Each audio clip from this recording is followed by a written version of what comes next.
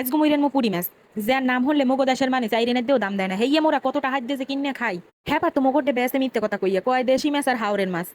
বেড়ারা তো হেইয়া হুন্নে বিশ্বাস করে হেয়ার দুন্ন টাকা হালাই দিয়ে হেরপর মাছ লইয়াই ঘরে আনলে মোরা যারা রান্ধি যারা মাছ চিনি যারা কুটি কেডি হেরা তো আবার গন্ধ মন্ধ পাইলেই বলতে হারি যে এই আসলে কোন হাওরের মাছ আর কোন দেশের মাছ। তাই যাই হোক টাকা দিয়ে কিনে আনলে হালাইয়া তো আর দিতে পারবো না কিরম রান দে এটার এককালে জম্মের মজা বানাইয়া খাওয়ান যায় সেই চেষ্টাই মোরা হরি। তা হেয়ার পর তো দেশি মাছ কইয়া ধরাই দেছিলে এই মূলা হেয়ার পর তো আনার পরে করতে বইয়া তোমার মাথা মতো কাছে গরম হইয়া তাও কিছু করার নাই দুন্ন টাকা দিয়ে মাছগুলোরে কিনে আনছে। এরপর আমি চিন্তা করছি যে না এই মাছটার একটা সুন্দর জাতের জিনিস বানাইয়া এরপরই খামো হেয়ার পিনে হলদি মরিচ নুন মাইকে একটা সুন্দর করে পুরি করে আমি বাজি লইতে আসলাম। একটা জিনিস কইয়া রাখি যদি কোনোদিন কোনো মাছে আপনারা গন্ধ পান এই মাছ কিন্তু দইয়া টুইয়া এককালে জম্মের মতো দইয়া নুন দিয়ে 4 পিস দইয়া হেয়ার পর লবণ আর একটুখানি লেবুর রস মাখিয়ে ধুয়ে দেবেন। হাতে সময় না থাকলেও আধা ঘন্টা ধুয়ে দেবেন লেবুর গন্ধটা ওই মাছের গন্ধ কিন্তু দূর হয়ে যাবে অনেকটাই। এরপর তো সুন্দর একটা গ্রান পাইতে আসলাম হেয়ার পর তো মই হরছি কি আজকে ওই মাছটারে সর্ষের তেল দিয়ে মই রান্নবো চিন্তা করছি যে সর্ষের তেল দিয়ে রানলে অবশ্যই এর মজা লাগবে খাউনটা। সয়াবিন তেলে রান্দারছে অবশ্যই যেহেতু এটা ভালো লাগবে হেল পিনে চিন্তা করছি এইটারে একটু সুন্দর মতোই আজকে ফ্রাই করি। এরপর তুমি জম্মের বাজা ভাজি লইতে আসি এককালে বাজা মাছ দিয়ে পেট ভরে খাওয়ান যাবে ভাত তোমার ঘরে মানে আবার বাজা বাজার জোলমোল রান্না বেশি পছন্দ হয় এরপিনে মই এখন এই সুন্দর করে তেল পাইছি দিয়ে আবার বুনা হরমো। মই কিন্তু লম্বা সময় দৌড়ে চুলার জাল কমাইয়ে এরপর ধীরে ঠান্ডায় উল্টাই পাল্টাই ভালো মতো সর্ষের তেল দিয়ে ভাজি লইছি। এখন যে দুই পেশি বাজা বাজা হয়ে গেছে মই এক করে সুন্দর করে সরাই মরে লইতে আসলাম।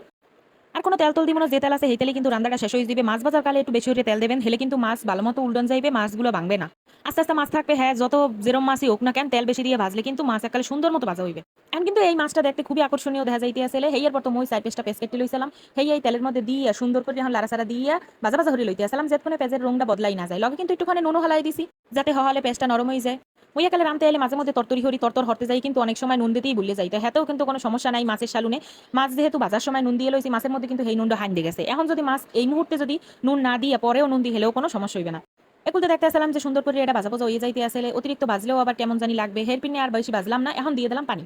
আর এর মধ্যে যে বাহি মশলা আছে হলদির গুঁড়ি মরিচের গুঁড়ি ধনিয়ার গুঁড়ি একাল ব্যবহার দিয়ে এখন সুন্দর করে কষামো আর এইটা একটু বেশি সময় কষামো 2-1 ফিট যদি পানি দিয়ে কষান যায় হেলে তো আরো ভালো যাতে হলদি মরিচের কোনো রকমের গন্ধ না থাকে ও কিন্তু সামান্য একটুখানি আদা রসুন দিয়ে লইছিলাম যেকালে পেস্টারে ভাজা ভাজা হরি হয়ে গেলি এককালে সামান্য মানে খুবই সামান্য যেহেতু মাছের পরিমাণ অল্প সুতরাং এটা যদি বেশি পরিমাণে দেওয়া হয় হেলে কিন্তু একটু ভালো লাগবে না মই কিন্তু 2-3 ফিট পানি দিয়ে জমের মতো কষাইছি। এখন আর কষামোটো শোনো না এখন সুন্দর করে পানিটা যেই বল করতে আছে এই মুহূর্তে মুই যে মাছ পিস কয়ডারে ভাজি লইছিলাম হে মাছ কয়ডা এখন সুন্দর করে এর মধ্যে ডালি দিমু একটু করে দিনে 100 ব্যাপার ডালি দিছি মোর খুবই কনফিডেন্স যে এই মাছ জীবনও ভাঙবে না হেইতে মুই 100 দপাস করে পানির মধ্যে হালাই দিছি মনে হইতেছে মাছ কয়ডা হাত ওরে পানির মধ্যে মগো দেশে যেকালে পুকুর মুহুরে চাই দুন্নর পুরি মানেরই দিয়ে দে হেইয়ার পর তো পুকুরে চার পর যে পুরি মুড়ি থাকে এর মধ্যে আবার পানি ছেড়িয়ে দেয় এত ভালো হইতে মাছ মাছ বাসেও না হেই মোরা এখন কত দাম দিয়ে কিনে হ্যাঁ খাই পুরি মাছ। একুলতে সুন্দর করে মই কয়তরিখানে কাঁচামরিচ কাটছিলাম এই কাঁচামরিচ দিয়ে হালাইছি একটু বুনা যদি জাল জাল না হয় হেলে কিন্তু ভালো লাগে না হেইয়ার পিনে আর মই তো সব জিনিসে কাঁচামরিচের ব্যবহার অনেক বেশি পছন্দ করি হেলে কি মই কাঁচামরিচ দিয়ে লইছি।